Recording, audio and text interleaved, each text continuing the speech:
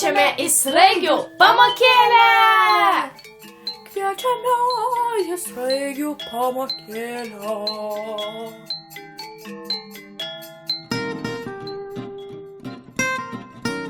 Ir 3, 4. Sraigė esu, į mokyklą einu. Kviečiu visus išmokti, kalbėti be klaidų. Jau! Jei gražiai kalbėti mokėsi, niekada nesigailėsi. Sveiki, čia aš Sraigė Naigė. Dabar vaikštau po parką. Na, iš tiesų tai aš lipu į kalną. Turbūt jau kokią savaitę užtrukau. Tiesiog noriu pačiužinėti nuo kalnelio su rogutėmis. Tempti be galo sunku, bet jau nedaug liko. Štai jau matosi kalno viršūnė. Tempiam. 1, 2, 3, 4. O, štai aš jau čia. Gerai, dabar reikia apsukti rogutes.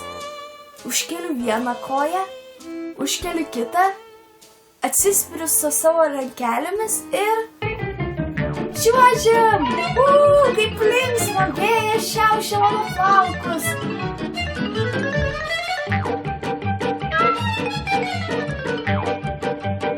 Aš jaučiuosi, tarsi galėčiau skristi ir... O ne! Ten priekyje didelė pusnis, ką man daryti? Tuoj jį atsitrenksiu.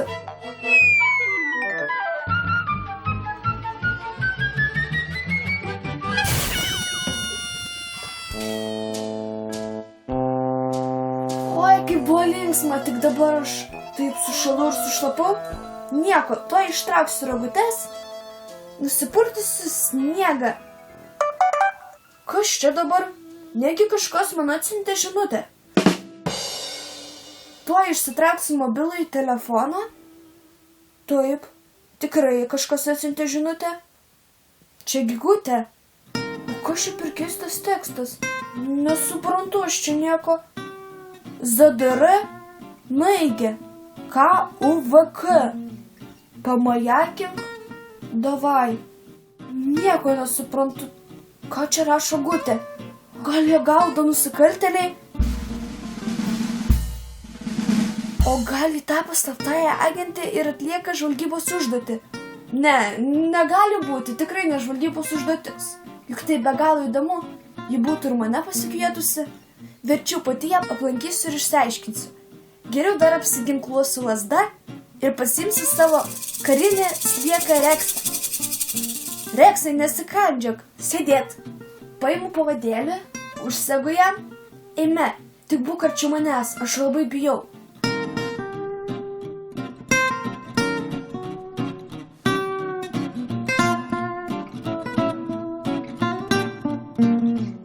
Žiūrėk, ten stovi Gutė.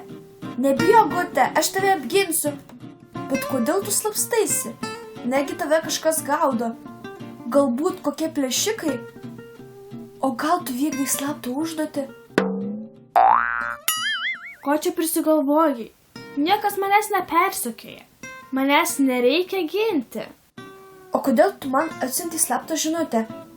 Žiūrėk, juk pati čia parašei ZDR, KUVK, galbūt čia kokios koordinatės, kur paslėptas lobis arba slaptas kodas?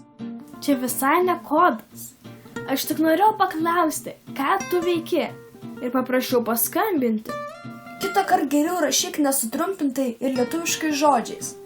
Nes jei dar kartelį gausiu tokią baisią žinutę, išsigandus ir policiją galiu iškviesti. O kaip man reikia tada tau rašyti?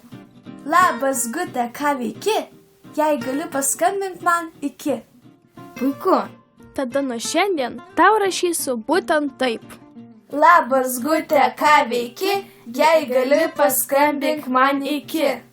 Čia buvo Sraigutė Gutė ir Sraigė Naigė. Sraigė Naigė visai nepanaši į snaigę.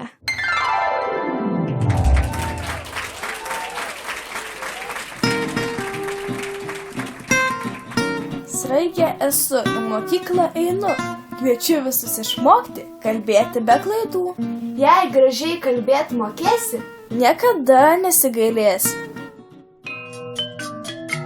Kviečiame į sraigių pamokėlę! šviečiame sraigių pamakėlę. Jei kalbėt gražiai mokėsi, niekada nesigailėsi.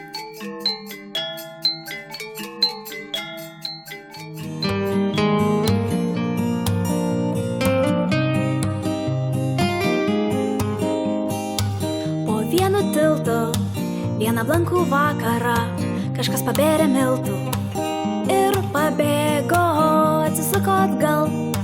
Niekas nesivijo iki kito tilto, kur vėl pabėrė miltų po sauja, kur tik tamsu, kur baimė, kur balos, kur kvepia lietum, kur šalta, negera ar liūdna labai, šiek tiek cinamono, kad būtų gerai. Vienoje krantinėje, vieną blankų vakarą, slankiojo žmogelis, apsivilkęs paltu, atsisuko atgal.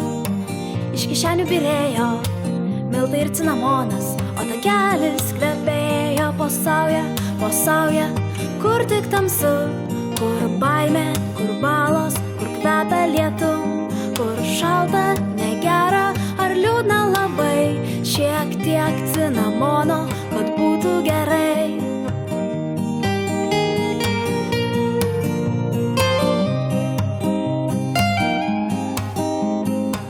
Nuo vieno tilto, žvaigždėtą vakarą, kažkas pabėrė miltų ir stovėjo, žiūrėjo žemyn, kaip į upę byrėjo miltai ir cinamonas, o bangelės spindėjo po sauja, kur tik tamsu, kur baimė, kur balos, kur kvepia lietum, kur šalta, negera ar liūdna labai, šiek tiek cinamono, kad būtų gerai. Po sauja, kur tik tamsu, kur baimė, kur balos, kur kvepia lietum, kur šalta, negera ar liūdna labai, šiek tiek cinamono, kad būtų gerai.